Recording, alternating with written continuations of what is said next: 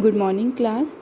Today we will start the next unit, Work, Energy and Power, and it is the chapter number 6 in your NCERT book. So let's start our new chapter, that is Work, Energy and Power, and the first topic is work. अगर हम simply work की बात करें, when we are doing something, or we can say when we are writing something, then we say when we are doing some work, कि हम कुछ काम कर रहे हैं. when we are standing and reading some book, and तब हम ये कहेंगे कि yes, कि वहाँ पे कुछ वर्क हो रहा है. या फिर हम ये कहेंगे कि अगर हम किसी वॉल के ऊपर फोर्स लगाए बट अगर वो स्टिल मूव ना करे, it does not move, then we say some work is there. But physics में जो वर्क की डेफिनेशन है वो थोड़ी सी डिफरेंट है. According to physics, work is said to be done when a force acts on a body and body moves through some distance in the direction of force, then it is called work is done according to the physics. Now there must be two conditions: a force must be act on the body and the point of application of force moves in the direction of force. It means हम जहाँ पे force लगा रहे हैं उसको कुछ distance move करना चाहिए, तभी हम कह सकते हैं कि work is done, otherwise work is not done. वही है, अगर हम वॉल के ऊपर फोर्स लगाते हैं, वो पॉइंट ऑफ एप्लीकेशन जहाँ पे हम फोर्स लगा रहे हैं वो अगर मूव नहीं कर रहा है, it means no work is done. But वहाँ पे हमारी मस्कुलर एफर्ट्स की वजह से कुछ हम एनर्जी लूज़ करते हैं, बट वो हमारे वर्क डन में काउंट नहीं होता. Now so this is all about the work. Work क्या है? When some force acts on a body and body displaces through some distance. Now next topic is work done by a constant force. Generally हमारे पास जो nature में है बहुत rare forces हैं जो हम कांस्टेंट कंसीडर करते हैं. अदरवाइज जो जनरली केसेस आते हैं वो हमारे वेरिएबल फोर्सेस के होते हैं. बट फर्स्ट ऑफ ऑल हम एक कांस्टेंट फोर्स के लिए यहाँ पर एक रिलेशन फाइंड आउट करेंगे कि what is the work done by a constant force. Now here the two cases are there. First case में हम क्या करेंगे, हमारे पास एक ऑब्जेक्ट है जिसका वेट डाउनवर्ड डायरेक्शन के अलॉन्ग है और मैंने इसके ऊपर फोर्स अप्लाई की है इस डायरेक्शन में, और जो हमारा ऑब्जेक्ट है वो एक ही उसी डायरेक्शन में मूव कर रहा है जिस डायरेक्शन में मैं फोर्स लगा रही हूँ. पहले हमारा बॉक्स फर्स्ट पोजीशन पे था, फोर्स अप्लाई करने के बाद उसकी पोजीशन कौन सी हो गई है, ये 2 पोजीशन.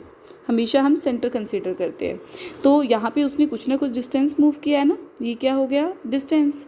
तो यहाँ पे हम क्या कहेंगे, when the force is applied on a body and body displays in the direction of force, तो यहाँ पे इस केस में जो वर्क डन होगा वो मैक्सिमम होगा. इस केस में जो वर्क डन का फॉर्मूला है वो हमारा सिंपली होगा, work done it is the dot product of the force and displacement, that is F into S. Displacement और फोर्स दोनों वेक्टर क्वांटिटी हैं, बट अल्टीमेटली आपको पता है मैंने डॉट प्रोडक्ट का टॉपिक करवाया है. अगर डॉट प्रोडक्ट हमारे 2 वेक्टर क्वांटिटीज़ का जो डॉट प्रोडक्ट है वो हमेशा हमारा एक स्केलर होता है. इट मीन्स अगर हम 2 वेक्टर्स को मल्टीप्लाई करते हैं तो उनका रिजल्ट क्या होगा, स्केलर. तो तभी हम वर्क डन को क्या कहते हैं, work done is a scalar quantity. So एक तो हमारे पास ये केस है. Now second case is when force is applied at some angle, or we can say work done when force and displacement are inclined to each other. यहाँ पे force और displacement दोनों एक दूसरे के incline हैं. तो आप यहाँ पे ये example देख सकते हो, हमारे पास ये object है, इसके ऊपर हमने जो force है वो इस direction में apply की है और जो displace हो रहा है वो इस direction में है. It means force and displacement are inclined to each other. तो आप यहाँ पे इस फिगर में नोट कर सकते हो. तो यहाँ पे हमने क्या किया, एक बॉक्स लिया है, उसके ऊपर फोर्स अप्लाई की इस डायरेक्शन में, और फोर्स अप्लाई करने के बाद उसकी जो न्यू पोजीशन है वो यहाँ पर है. तो ये उसकी न्यू पोजीशन होगी after applying the force. Now on applying the force the box displaces some distance and that distance is S. तो यहाँ पे हमें वर्क डन कैलकुलेट करना है, बट यहाँ पे जो फोर्स और डिस्प्लेसमेंट दो हैं दोनों की डायरेक्शन अलग अलग है. तो यहाँ पर हम क्या करेंगे, जो फोर्स का कंपोनेंट है उसको हम रिजॉल्व करेंगे. ये हमारे पास फोर्स का कंपोनेंट है इस डायरेक्शन में, हम इसको कैसे रिजॉल्व करते हैं, एक एक्स एक्सिस के अलोंग और एक वाई एक्सिस के along, that is F cos theta और एक F साइन थीटा. तो इस तरह से हम फोर्स के फैक्टर को रिजॉल्व करते हैं। तो यहाँ इस केस में भी हमने फोर्स को रिजॉल्व किया एफ एक्स और एफ वाई। तो जहाँ पे थीटा वाला कंपोनेंट होता है वो आपका एफ कोस थीटा है, that is F cos theta, and F Y is equal to F sine theta. Now अब डिस्प्लेसमेंट के डायरेक्शन में जो फोर्स का कंपोनेंट है वो है F X, that is F cos theta. So F cos theta and S, it means यहाँ पे जो हमने कितनी फोर्स अप्लाई की है, not F, it is F cos theta along the direction of displacement of the body.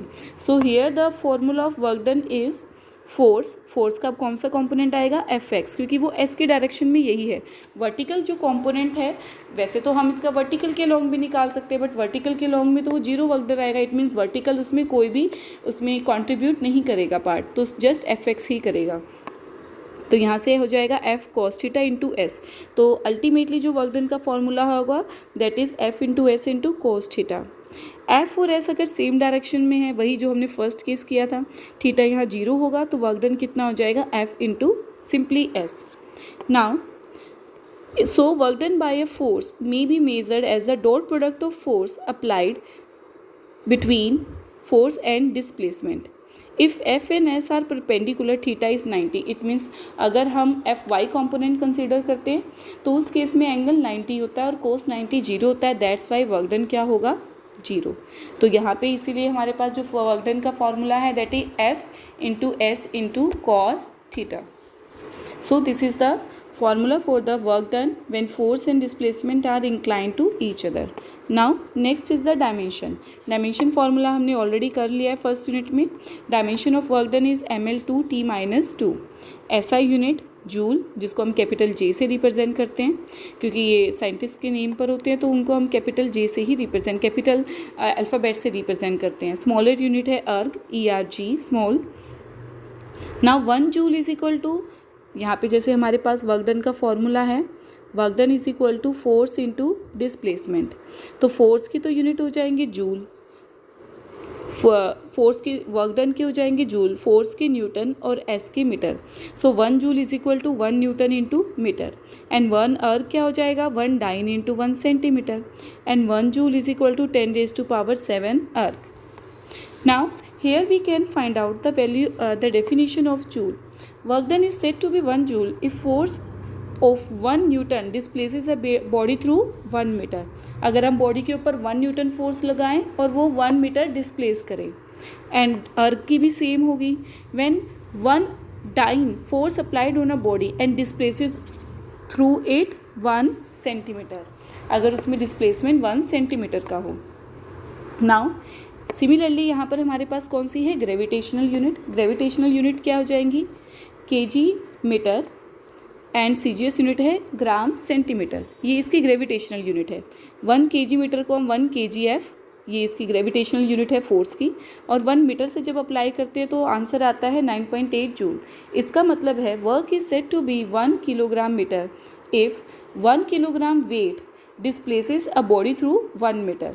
और 1 gram centimetre की क्या डेफिनेशन हो जाएगी, work is said to be 1 gram centimetre if a force of 1 gram weight displaces a body through 1 centimetre in the direction of force. तो ये है 1 centimetre की value. Generally इनके डेफिनेशंस नहीं आती, बट ये वैल्यूज़ हम न्यूमेरिकल्स में यूज़ करते हैं। वहाँ पे डायरेक्ट 1 kgm लिखा होता है, नथिंग इज़ मेंशन देयर कि इसकी वैल्यू कितनी है, तो हमें वो अपने आप पुट करनी है कि 1 kgm must be equal to 9.8 joule. So this is all about the work by the constant force, and here are the dimensions and what type of unit is that, and the gravitational unit of the work done. So work done is a scalar quantity. Why it is scalar? Because it is a product of the two vector quantities. It is the dot product of the two vector quantities, so it is a scalar quantity. Now next is the nature of work done. जो nature of work done हमारे 3 type के होते हैं, positive, negative and zero work done. Positive work done, when force and displacement both are in same direction, then work done is said to be positive work done. When force and displacement are in opposite direction, then work done is said to be negative work done. Positive work done क्या है कि अगर मैं किसी box के ऊपर force लगा रही हूँ और वो फर्दर मूव कर रहा है, मैंने horse pulls a cart on a level road. और नेगेटिव क्या हो जाएगा, when force and displacement are opposite means the work done by a frictional force is said to be always negative, and work done by electrostatic force between the same charges.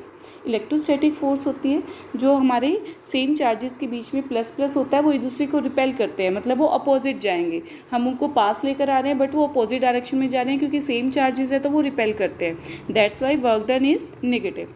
और we can से अगर मैं किसी ball को upward direction में throw करती हूँ, मैं तो बॉल को अपवर्ड डायरेक्शन में थ्रो कर रही हूँ, बट अर्थ की ग्रेविटी उसको अपनी तरफ अट्रैक्ट कर रही है.